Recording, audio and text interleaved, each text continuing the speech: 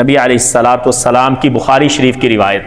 حضور مسجد نبوی میں بیٹھے ہیں، ایک عورت آئی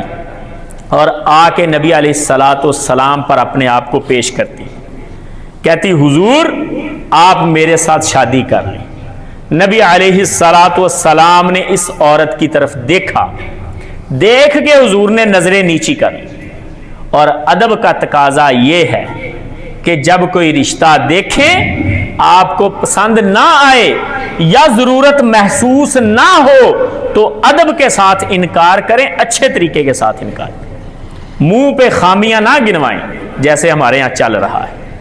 نبی علیہ الصلوۃ والسلام کے اوپر اس عورت نے خود اپنے آپ کو پیش کیا، حضور نے ایک خامی بھی نہیں بتائی، نظر نیچے کر لی۔ اور نبی علیہ الصلوۃ والسلام کے صحابہ دیکھتے رہے کہ حضور کیا جواب دیتے۔ جب مجلس لمبی ہو گئی،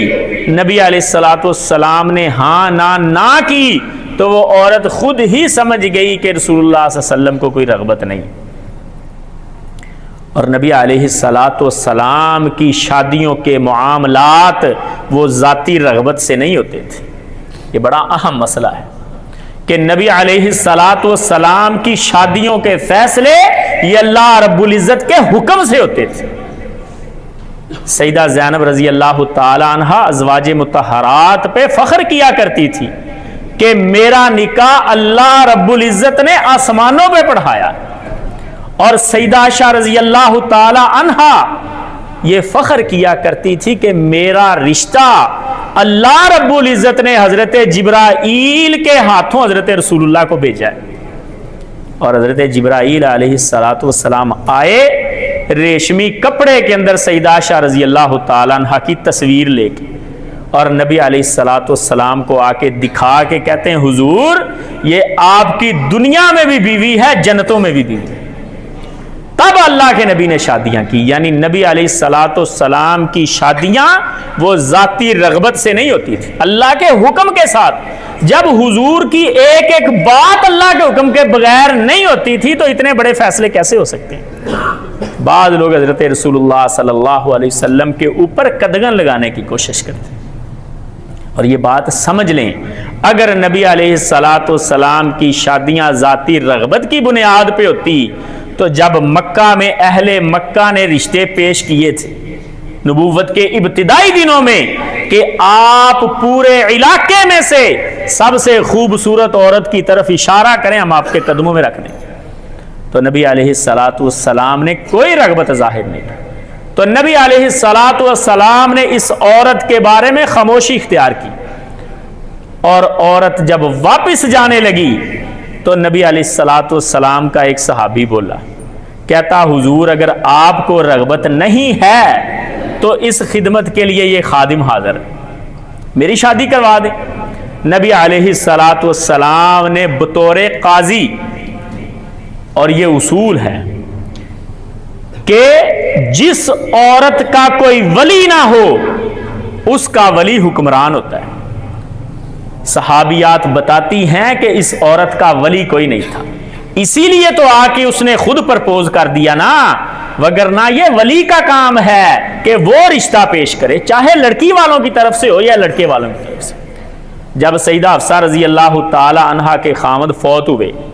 تو ان کا رشتہ حضرت عمر رضی اللہ تعالیٰ عنہ نے سب سے پہلے حضرت عثمان پہ پیش کیا، اور سیدنا عثمان رضی اللہ تعالیٰ عنہ کو حضرت عمر نے جب رشتہ پیش کیا تو حضرت عثمان نے فرمایا کہ میں سوچ کے آپ کو بتاؤں گا، اور کچھ دیر بعد انہوں نے معذرت کر لی، اور پھر وہی رشتہ حضرت عمر نے حضرت ابو بکر پہ پیش کیا، اور سیدنا ابو بکر رضی اللہ تعالی عنہ نے خاموشی اختیار کی، نہ ہاں میں جواب دیا نہ میں دیا، اور سیدنا عمر رضی اللہ تعالی عنہ نے یہ بات محسوس کی، انہوں نے باقاعدہ غصہ کی۔ یہاں پہ مسئلہ بتانے والا یہ ہے کہ لڑکی خود رشتہ پیش نہ کرے، یہ ادب کے منافی، یہ ولی کا کام، اور ولی کے بغیر رشتہ ہو ہی نہیں سکتا۔ اس بچی کا رشتہ حضرت رسول اللہ صلی اللہ علیہ وسلم بطور قاضی کر رہے تھے، اور پھر جب حضرت ابو بکر رضی اللہ تعالی عنہ نے حضرت عمر کو جواب نہ دیا تو اسی اسنا میں حضرت رسول اللہ صلی اللہ علیہ وسلم نے خود رشتہ بھیج دیا سیدہ حفصہ کے لیے، حضرت عمر کی بیٹی کے لیے، اور انہوں نے بخوشی قبول کیا۔ حضرت عمر نے اپنی بیٹی کے لیے حضرت رسول اللہ کا رشتہ، اور جب رشتہ ہو گیا تو حضرت ابو بکر رضی اللہ تعالیٰ عنہ حضرت عمر کے پاس گئے اور جا کے کہتے عمر مجھے پتا ہے تمہارے دل میں میرے بارے میں غصہ ہے۔ حضرت عمر نے کہا بالکل غصہ ہے، آپ نے مجھے نہ ہاں کی نہ کی، آپ سے بہتر تو عثمان تھے جنہوں نے فوراً معذرت کر لی، آپ بھی معذرت کر لیتے، کہتے میں نہیں کر سکتا۔ حضرت ابو بکر رضی اللہ تعالیٰ عنہ کہتے اصل میں دو باتوں کے درمیان پھنسا ہوا تھا۔ کہتے جب حفصہ کا خامد فوت ہوا تھا تو حضرت رسول اللہ صلی اللہ علیہ وسلم کی زبان پاک سے میں نے حفصہ کے بارے میں اچھے الفاظ سنے تھے، مجھے یہ محسوس ہوا کہ گویا حضرت رسول اللہ صلی اللہ علیہ وسلم حضرت حفصہ کے نیکی تقوی سے اور اس کے صدقہ کرنے سے حد سے زیادہ بڑے امپریس اور مطمئن ہیں، اور میرے دل میں یہ بات موجود تھی کہ شاید حضرت رسول اللہ صلی اللہ علیہ وسلم حفصہ کے ساتھ شادی کر لیں۔ اور دوسری بات، اگر اللہ کے نبی شادی نہ کرتے تو میں یقیناً حفصہ کے ساتھ شادی کر لیتا۔ اب میں انکار بھی نہیں کر پا رہا کہ اگر اللہ کے نبی نے رشتہ نہ بھیجا تو میں کر لوں گا، اور بتا بھی نہیں پا رہا کہ میرے یار کا میرے پاس راز ہے اور حضرت رسول اللہ صلی اللہ علیہ وسلم کی بات میں ظاہر نہیں کر سکتا۔ اور پھر حضرت عمر رضی اللہ تعالیٰ عنہ حضرت ابوبکر سے راضی ہوئے، تو اللہ کے نبی کے سامنے اس عورت نے اپنے آپ کو جو پیش کیا وہ اس لیے کیا کیونکہ اس کا کوئی ولی نہیں تھا، اور نبی علیہ الصلوۃ والسلام بطور حکمران اس کے ولی بنے۔ اور جس صحابی نے حضرت رسول اللہ صلی اللہ علیہ وسلم کو کہا نا کہ حضور میری شادی کروا دیں، نبی علیہ الصلوۃ والسلام نے اس سے کہا کہ جاؤ حق مہر کا انتظام کرو، یعنی حق مہر ضروری ہے شادی کے لیے۔ اور اس صحابی نے آگے سے کہا اللہ کے نبی اور تو کچھ نہیں ہے میرے پاس، میں آپ کو استطاعت بتا رہا ہوں کہ استطاعت کس کو کہتے ہیں، کیا استطاعت کا معیار ہے۔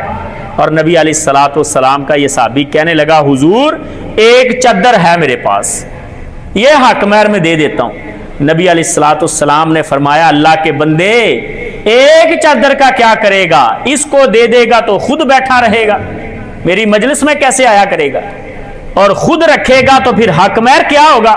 ایک چادر تیرے پاس ہے کوئی اور چیز تلاش کر۔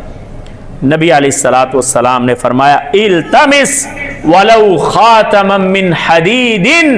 تلاش کر کے لے کے آ چاہے لوہے کا چھلا ہی مل جائے، لوہے کی انگوٹھی مل جائے۔ اور یہ صحابی گیا تلاش کر کے واپس آ کے کہتا اللہ کے نبی کچھ نہیں ملا، لوہے کا چھلا بھی نہیں ملا، یعنی اس کے پاس کچھ ہے نہیں دینے کے لیے سوائے اس لباس کے جو پہنا ہوا ہے۔ تو کیا نبی علیہ الصلوۃ والسلام نے اسے یہ کہا کہ پہلے مال کما پھر تیری شادی ہوگی؟ اور اللہ کے بندو مال کمانے کے لیے پوری عمر پڑی ہے، لیکن اس سفید چادر کے اوپر اگر داغ لگ گیا تو وہ نہیں دھلے گا، یہ بات یاد رکھ لیں۔ ہم نے جو معیار بنائے ہیں نا کہ بیوی کو موٹر سائیکل پہ لے کے جایا کروں گا، مزہ نہیں ہے اس میں، کپڑے کہاں سے دلواؤں گا، کھانا کہاں سے کھلواؤں گا۔ اللہ کے بندو جہاں گھر کے اتنے افراد پہلے کھا رہے ہیں، ایک اللہ کی اور بندی آ جائے گی، اللہ اس کی وجہ سے آپ کے گھر میں برکت دے دے۔ اور نبی علیہ الصلوۃ والسلام کے اس صحابی کو لوہے کا چھلا بھی نہیں ملا، حضور نے اسے کہا کہ کچھ تو تلاش کر، کہتا اللہ کے نبی کچھ بھی نہیں ہے۔ فرمایا قرآن یاد ہے، اور یہ نبی علیہ الصلوۃ والسلام کا پروانہ انگلیوں پہ گن گن کے بتانے لگا، ہاں جی حضور یہ صورت بھی یاد ہے، یہ بھی یاد ہے، یہ بھی یاد ہے۔ یہ تھی دولت ان کے پاس، اللہ کے نبی کے صاحب کے پاس، اور آج ہمارے پاس باقی تو ہر چیز ہے، گھر بھی ہیں، گاڑیاں بھی ہیں، پیسے بھی